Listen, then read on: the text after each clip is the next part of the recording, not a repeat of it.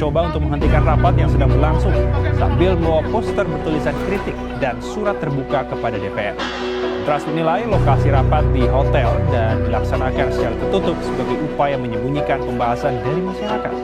Kontras berpandangan intensitas rapat yang tinggi dan terkesan terburu-buru menunjukkan niat DPR dan pemerintah untuk segera mengesahkan RUU TNI. Saya kita selesaikan segera, tidak usah dilambat-lambatkan, tidak usah juga dicepat-cepatkan.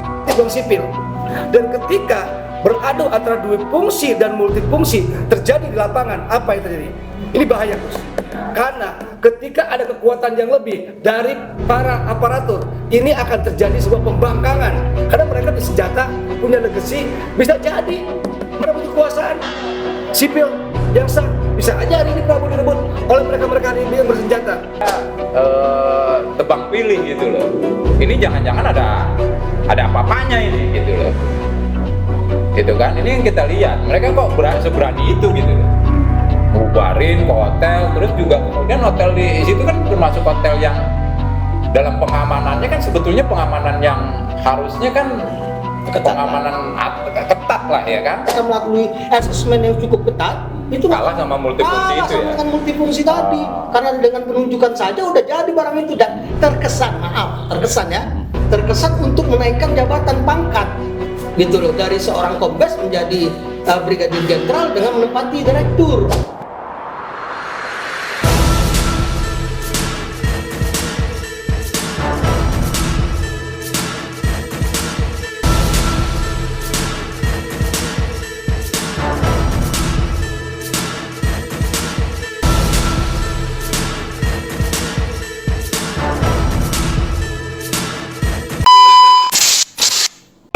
Assalamualaikum warahmatullahi wabarakatuh.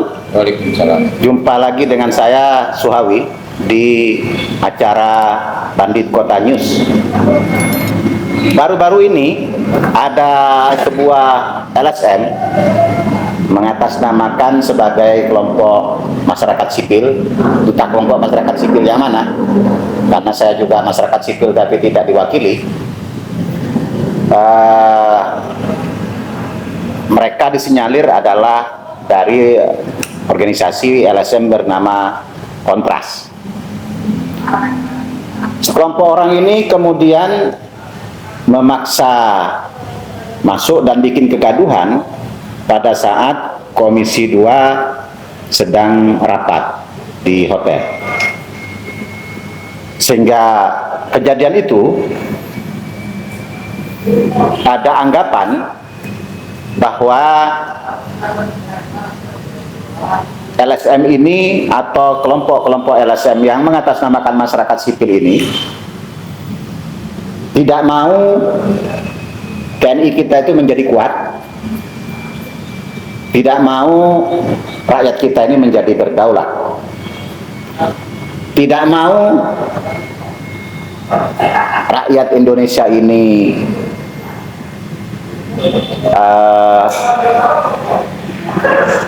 tidak keracunan narkoba, karena salah satu dari rencana revisi undang-undang TNI itu adalah melibatkan TNI dalam hal pemberantasan narkoba.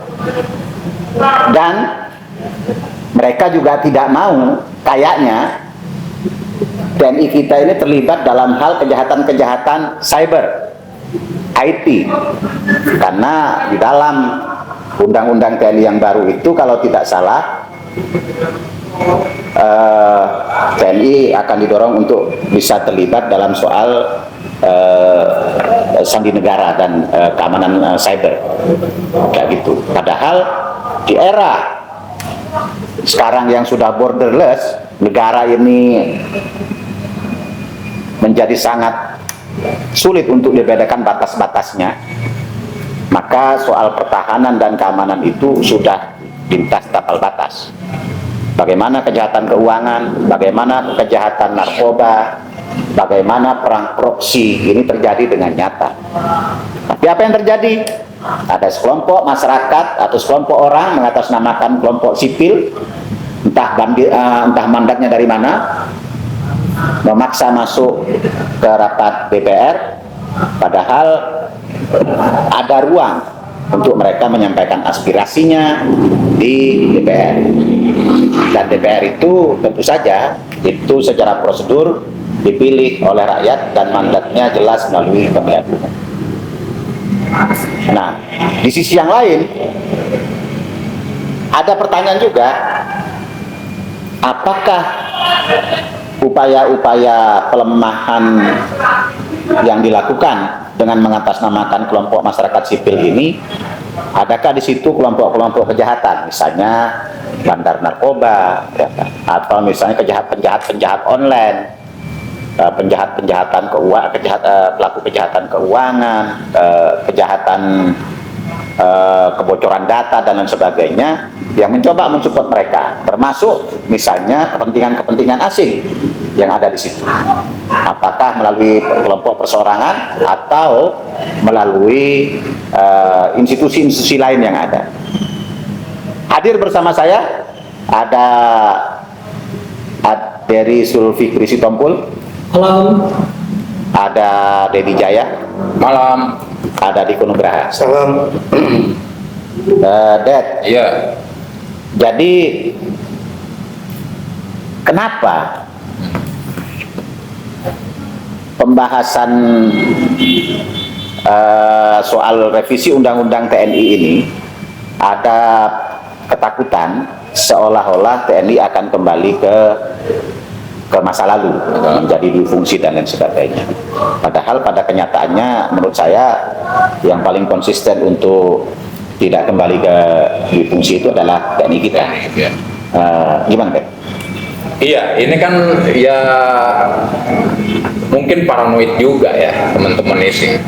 Maksudnya melihat seolah-olah kayak apa namanya revisi Undang-Undang TNI ini, begitu ada beberapa bidang yang dimasukin yang akan TNI bisa berkiprah di situ. Akhirnya mereka secara general ya kan parno lah kalau gue melakukan ininya, seolah-olah akan kembali ke masa lampau. Kan mudah saja gitu ya kan. Kalau zaman Orba itu kan kepala daerah itu kan tidak dipilih langsung, iya kan? Yeah. Dipilih ada lewat fraksi ABRI saat itu kan, kayak gitu. Itu kan tidak terjadi di revisi ini gitu loh. Ini mungkin bisa saja jadi korban hoak, dia mungkin belum juga dapat revisinya gitu ya. Atau pundi-pundi lagi, gitu. pundi-pundi lagi kering bikin sensasi. Bisa juga sensasi. Kan yang aneh ini ketika di kantor sama ketua komisi satunya ya, saudara Utut itu, bahwa udah biasa kok apa rapat-rapat di hotel itu kan bahas tentang undang-undang kejaksaan dan segala macam gitu kan, itu kan ada, mereka nggak komplain. Tapi begitu revisi undang-undang TNI kok mereka komplain. Nah ini nggak boleh juga mau mengatasnamakan masyarakat sipil lah. Padahal cuma segelintir orang. Iya, ya harus juga berimbang gitu loh. Tidak boleh juga tebang pilih gitu loh. Ini jangan-jangan ada apa-apanya ini gitu loh. Itu kan, ini yang kita lihat. Mereka kok seberani itu gitu loh. Bubarin ke hotel, terus juga kemudian hotel di situ kan termasuk hotel yang dalam pengamanannya kan sebetulnya pengamanan yang harusnya kan pengamanan ketat lah ya kan. Terus kenapa bisa jebol? Nah ini kan juga pertanyaan juga gitu loh. Pihak-pihak hotel gitu kan. Nah ini kan ya boleh dong kita berasumsi. Ini by order atau apa nih? Kok cuma pada revisi undang-undang TNI aja mereka nyerang begitu. Nah sementara ya kan yang faktanya hari ini bukan lagi difungsi, ada yang multifungsi. Ya. Kan gitu. Begitu multifungsi ya kan udah bertahun-tahun pasca reformasi ini kok mereka tidak komplit. Ada apa ini gitu loh. Atau mereka menikmati multifungsi itu? Bisa jadi. Nah, terus kemudian merasa terganggu. Begitu multifungsi kemudian ada, ya kan? Ada pembanding kan istilahnya ini, ya kan? Kemudian kan pasti akan mengganggu zona nyaman atau status quo. Kalau kita lihat kan penambahannya kan memang narkoba, terus kemudian cyber, kemudian penanggulangan teroris, kemudian di kelautan, perbatasan kayak gitu, dan itu saya pikir wajar, karena penanggulangan teroris kan udah extra ordinary crime kan, artinya kejahatan luar biasa yang harus itu ditanggulangin bersama gitu loh, dan itu perlu koordinasi gitu kan. Nah ini yang kita lihat gak fair teman-teman gitu loh. Teman-teman hanya menyorotin dua fungsi, sementara yang multifungsi ya kan sudah pasca reformasi ini tidak mereka kritik, tidak sekeras itu. Mereka berani nggak dobrak Mabes Polri itu? Atau jangan-jangan mereka yang mendobrak ini justru ternaknya yang multifungsi? Bisa jadi, boleh juga dong kita menduga begitu ya kan? Iya. Karena siapa yang terganggu hari ini bereaksi. Iya. Itu kan? Nah kalau bicara tentang masalah usia ya semuanya juga dong. Iya. Bukan hanya TNI, Polri dan Kejaksaan. Kalau mau ini kan harus dibedah semuanya. Ya kan, Kejaksaan, Polri, tapi kan tidak sekeras tidak sekeras yang kemarin itu kan, yang viral itu kan, mereka berani dobrak segala macam, ada apa gitu loh. Udah gitu kan kondisinya mungkin bukan siang-siang itu kan. Iya.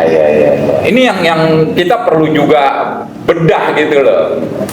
Ini kok masih ada yang main-main begitu, janganlah gitu loh, maksudnya tidak suka Indonesia menjadi kuat dan tentram. Nah itu gitu loh, jangan juga termakan oleh kepentingan-kepentingan yang akan merugikan bangsa kita sendiri, gitu kan. Kita bedah saja bersama, kan ada salurannya, gitu kan. Nah seperti memang apakah layak buat TNI untuk di pemberantasan narkoba? Ya kita harus lihat, harus fair. Pemberantasan narkoba hari ini seperti apa? Kan gitu kan. Kemudian penanggulangan teroris, penanggulangannya seperti apa? Kan gitu kan. Nah, kejadian-kejadian penyelundupan di laut gitu kan. Nah itu juga harus fair, gitu kan. Berarti kan ada tingkat koordinasinya sebetulnya kan lemah, dan ini disinergiskan. Ketika TNI masuk di wilayah ini, berarti kan ada koordinasi yang harmonis nantinya di antara semua elemen itu. Gitu loh. Nah ini yang saya sayangkan teman-teman, gitu kan. Parno boleh, cuman juga jangan buta juga terhadap multifungsi. Iya. Ya kan, ini Dwi itu kan cuma dua fungsi. Multifungsi didiemin, aneh gitu loh. Ya kan, apakah teman-teman ini bagian dari multifungsi? Itu tanda tanya besar buat saya itu. Benar. Bung Aderi, apa yang salah dari rencana revisi undang-undang itu sehingga misalnya sekelompok orang ya kan menjadi merasa terganggu dan mengatasnamakan banyak orang? Ya gitu. Ya sebenarnya kalau atas namanya untuk kebaikan sih boleh-boleh saja, atas nama bangsa Indonesia ya boleh juga kan. Ya gitu. Tapi kan begitu urusannya tidak mau kita ini menjadi lebih aman, lebih kedaulatan kita terjaga, ya gitu, dan situasi-situasinya menjadi lebih kondusif ya gitu. Tapi ternyata kan apa yang terjadi kan ya sekelompok orang nekat lah menurut saya kan padahal salurannya ada kan. Kayak gitu kan, kalau mereka punya aspirasi kan bisa saja disampaikan ke Komisi 2 secara apa namanya ya santun lah kan begitu.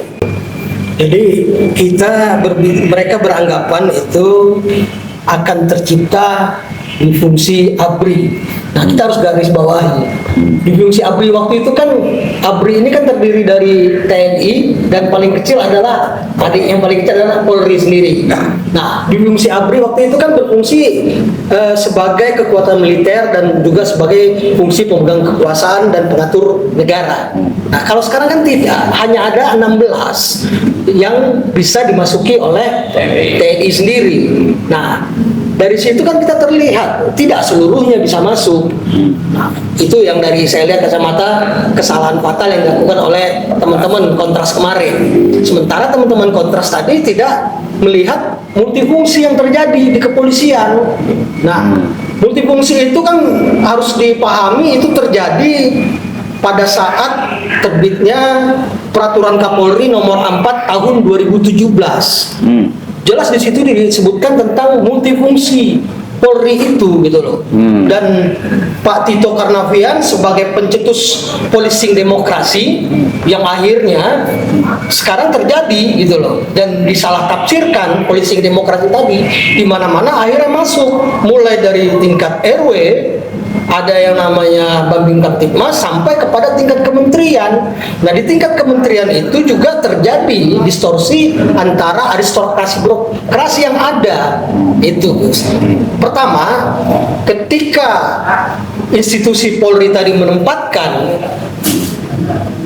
polisinya, anggota polisinya ditunjuk langsung tanpa melalui asesmen.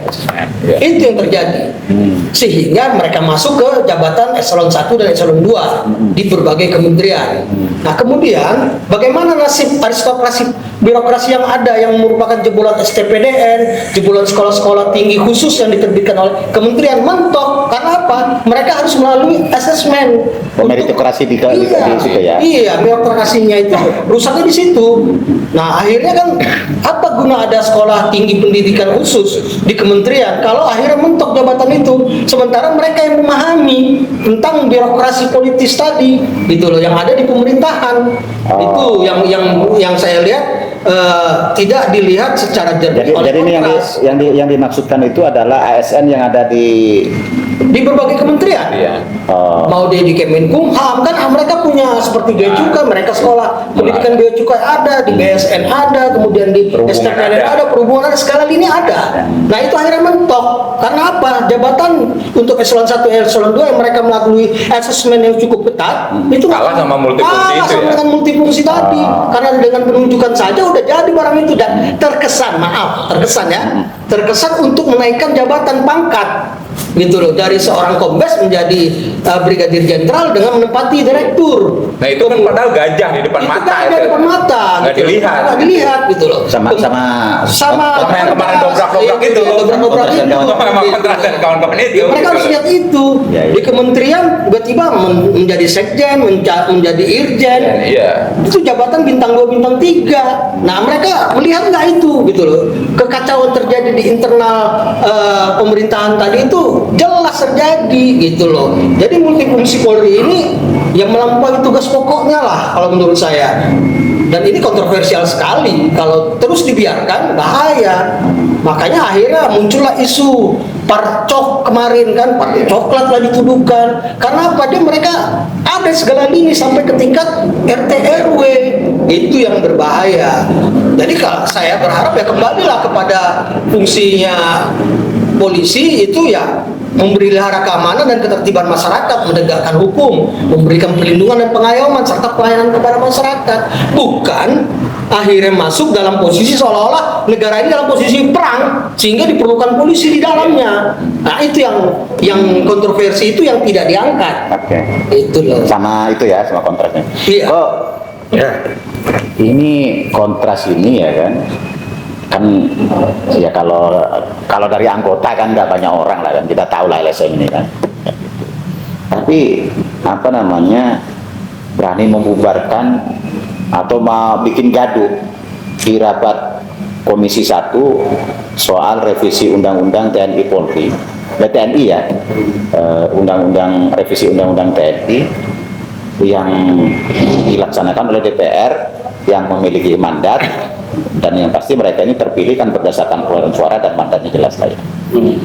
Tapi pada kenyataannya seperti tadi disampaikan, ya nggak jelas juga apa yang mereka persoalkan. Kira-kira siapa ini kontras ini dan apa agendanya, siapa yang ini menurut Anda? Ya baik Gus, kalau kita bicara historis ya, kita tahulah latar belakang NGO yang berafiliasi internasional ini hadir di Indonesia. Tahu berapa? 87. Saat Indonesia sudah masuki Repilita 4 pada swasembada, ya kan? Pada pangan ya. Pangan.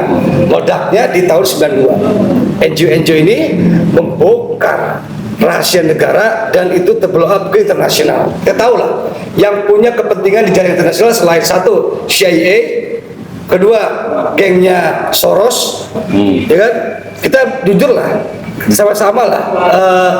Terus CSIS, ya memang lembaga-lembaga yang memang berafiliasi dengan agen-agen internasional. Dan dia sangat pragmatis, Gus, karena dia menjual data-data negara kita ke pihak luar untuk menjadi bahan studi analisis. Karena mereka punya kepentingan investasi, mereka punya kepentingan hegemonik dan eksploitasi terhadap negara berkembang, dalam artian negara ekspansi ya, ekspansi ekonomi. Nah, hingga instrumen-instrumen NGO ini dipakai oleh mereka ini untuk menjadi corong. Pertama, ini adalah sebenarnya untuk menggiring opini agar terjadi agar terjadi kontra di level elit, menengah sampai bawah. Kalau dibiarkan ini akan menjadi gelombang juga, Gus. Nah, kedua, NGO ini adalah bekerja berdasarkan program.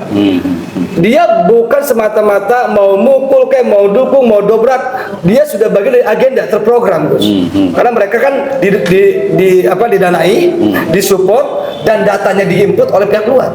Dan pelaku-pelakunya diproteksi. Ya, nah, baik kita terlepas di sini di Indonesia terjadi peristiwa. Kalau saya sih objektif ya. Ada sebuah peristiwa di sini ada berebut pengaruh TNI Polri. Karena pasca reformasi juga kita bisa rasakan hari ini, terutama kita ya para pelaku pedagang demokrasi, kita berlatar belakang gerakan civil society. Kita merasakan lah seperti apa sih pola dan style dan gaya aparatur penegak hukum. Apalagi sudah menyangkut selera kekuasaan, Gus. Ini kan menyangkut otoritas dan subjektivitas sebagai pemenang. Memang kita di sini punya masalah yang kelam dengan fungsi ABRI. Jujur, kita punya masalah yang kelam. Nah, tapi kita juga mengalami kebobrokan hasil reformasi. Yang salah satunya adalah ada satu institusi yang sangat imun dan dia bebas melakukan apapun. Yang awalnya sebagai ketertiban dan pengaruh masyarakat, ya kan, akhirnya menjadi pemasuk ruang-ruang eksekutif, ruang sipil. Dan ketika beradu antara dua fungsi dan multifungsi terjadi di lapangan, apa yang terjadi? Ini bahaya, Gus. Karena ketika ada kekuatan yang lebih dari para aparatur, ini akan terjadi sebuah pembangkangan. Karena mereka punya senjata, punya legacy, bisa jadi merebut kekuasaan sipil yang sah. Bisa aja hari ini Prabowo direbut oleh mereka-mereka yang bersenjata. Itu kita melihat di sini ada upaya pemerintahan khususnya di Presiden Prabowo ini untuk melakukan penyeimbangan struktural, penyeimbangan power, karena tidak ke depan agar tidak terjadi lagi ada dominasi, tapi ada keseimbangan.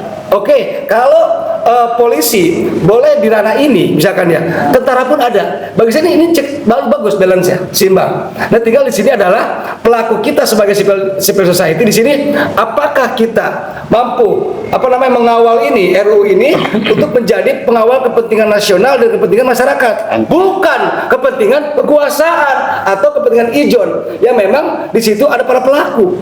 NT mengaku sebagai civil society, Kontras mengaku sebagai civil society. Oh, beda dong, bro. Beda. Civil society berangkat dari kesadaran imaniah. Kesadaran gue sebagai anak bangsa, sebagai mana putih, gue sebagai panji-panji gerakan Islam. Ini di Indonesia, bos. Islam yang berebut negara ini gitu loh. Ketika gitu loh, kita merampas kekuasaan dari penjajah gitu kan. Kita itu tiba-tiba ada orang yang mengklaim civil society tapi dia melaksanakan agenda program dari luar. Nggak fair dong. Ya. Kan ini kita bahas kemarin, UNSED dihapus segala macam, tapi gerakan Freemasonry, Soros segala macam masih berkeliaran kok hari ini. Jadi jangan-jangan gara-gara USAID menghentikan bantuan seperti yang sudah kita bahas, nah, kelompok-kelompok ini menjadi atraktif agar menarik perhatian seolah-olah di Indonesia ada ancaman yang sangat besar sehingga dananya turun lagi, begitu kan? Ya, mancing. Dana-dana internasional ini tidak akan berhenti dan UNSED bukan satu sumber. Kita tahu, Bos, ya kan? Kok Tempo aja bisa berjalan kok? Siapa? Kalau kita diakui, kita cek kepada sumber-sumbernya. Nyampe kok ke sana? Yeah. Israel. Itu aja lah. Artinya gini, artinya sudahilah kita menjadi corong-corong asing. Karena pola di luar itu belum tentu sama dengan di Indonesia. Kita kan belajar bagaimana kos demokrasi ini, kos demokrasi secara bebas, bahkan hampir tak terbatas kita ini ya akhirnya membuat kita kan terjebak di middle income kan, dengan kos yang tinggi. Ini kan gaya-gayaan orang-orang luar aja, mengadopsi luar seolah-olah sesuai. Bukan gaya-gayaan, memang disuruh. Memang disuruh. Nah, mereka nggak percaya bahwa founding father kita ini bukan tidak